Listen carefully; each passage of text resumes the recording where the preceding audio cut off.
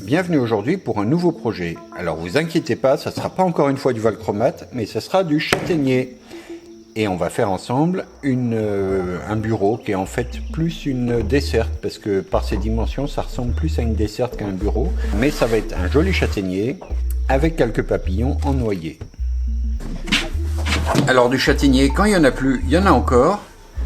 Il faut que je fasse mon choix dans tous les plateaux que j'ai pour en trouver qui soient suffisamment fendus pour pouvoir mettre des papillons. C'est ce que demande ma cliente. Mais il ne faut pas que ça soit non plus trop intentionnel. Il faut que ça reste raisonnable. Il faut qu'il y ait des papillons parce qu'elle trouve ça joli. Mais je ne vais pas prendre des plateaux complètement fondus pour autant. Le châtaignier, c'est un bois qui est très nerveux. Je me souviens qu'au moment où j'ai fait débiter ces plateaux chez un sieur, ils se fendaient au fur et à mesure qu'on les coupait. Et les fentes, là, elles ont continué au fil du temps. Là, ça s'est arrêté parce qu'il y a un nœud. Alors, c'est un inconvénient parce que c'est normalement un bois où il y a beaucoup de pertes. Mais moi, je vais transformer ça en avantage parce que je vais mettre des papillons pour tenir les fentes ensemble et éviter que ça continue, éviter que ça évolue. Alors, il ne faut pas trop en faire, il ne faut pas que ça soit trop visible. Il faut que ça reste discret. Et je vais essayer de trouver cet équilibre-là.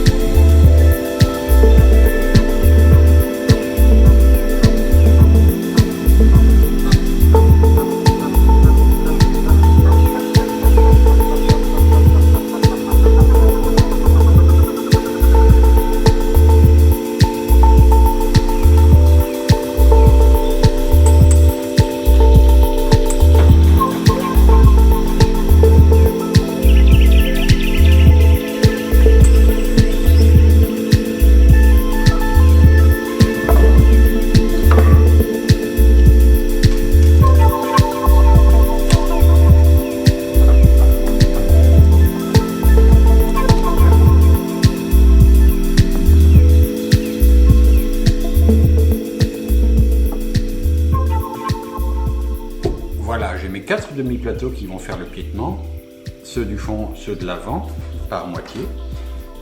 Et donc là, il y aura un papillon, là, il y en aura peut-être un, qui sera même, je ne sais pas encore comment ça va faire, mais il sera peut-être pris dans la traverse ou quelque chose comme ça. Et puis là, il n'y en aura pas, parce que je devrais échapper cette fente-là. Et là, je ne sais pas encore si je coupe là ou là. Je verrai bien comment ça se présente. Donc là, c'est simplement des gauchis sur une face et ça va me permettre d'avoir une référence pour mettre les lamellos.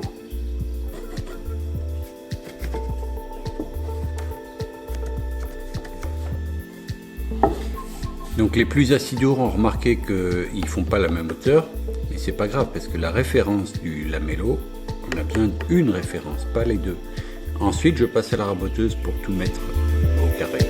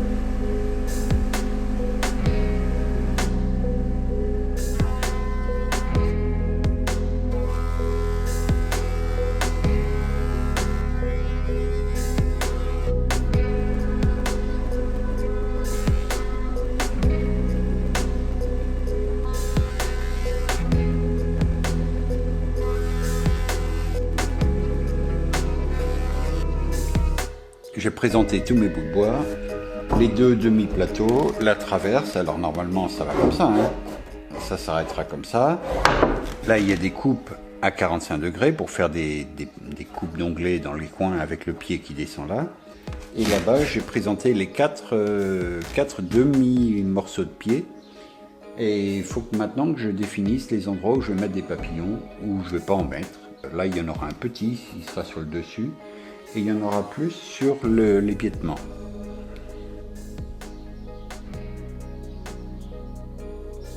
Là j'arrive à une étape un peu risquée. Il faut que je mette des papillons. Alors est-ce que je mets les papillons avant de tout déligner, de couper les angles comme il faut, ou après? Il y a des risques de foirer les deux, mais je vais quand même partir sur les papillons en premier. C'est le plus risqué des deux. Au pire je recommence après le boulot, mais voilà, je pars sur les papillons. Donc pour faire des papillons, il faut d'abord découper les papillons parfaitement carrés, aux dimensions finies. Alors pour ça, il vaudrait mieux avoir une scie à ruban que j'ai pas, donc je vais faire avec les moyens du bord, comme j'ai l'habitude, et puis ça va bien se passer. Donc c'est des petits bouts de noyer, c'est de la récupération, hein, c'est des têtes de lit encore, j'en ai un stock, et il est très joli, il est très serré, tout à fait sec, tout à fait bien. Donc c'est là-dedans que je vais tracer mes papillons.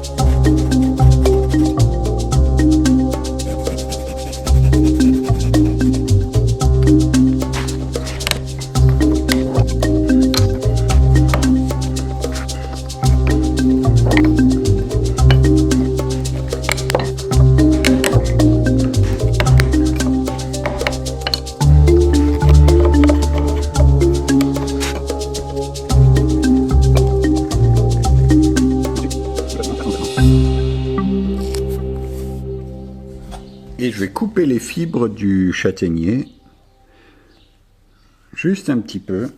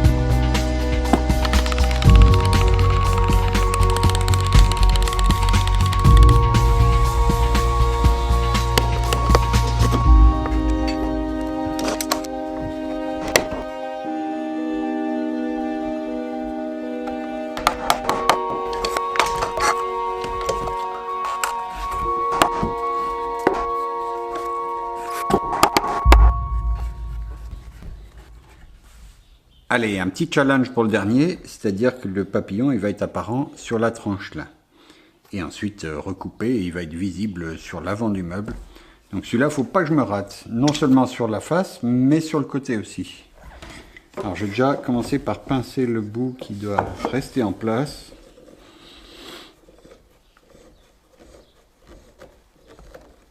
Voilà.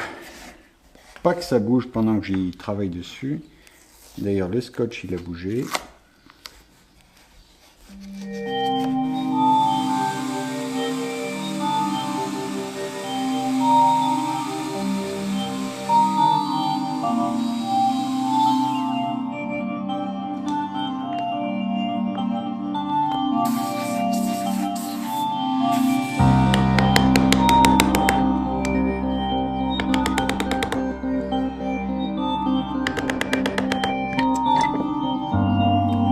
Ah merde!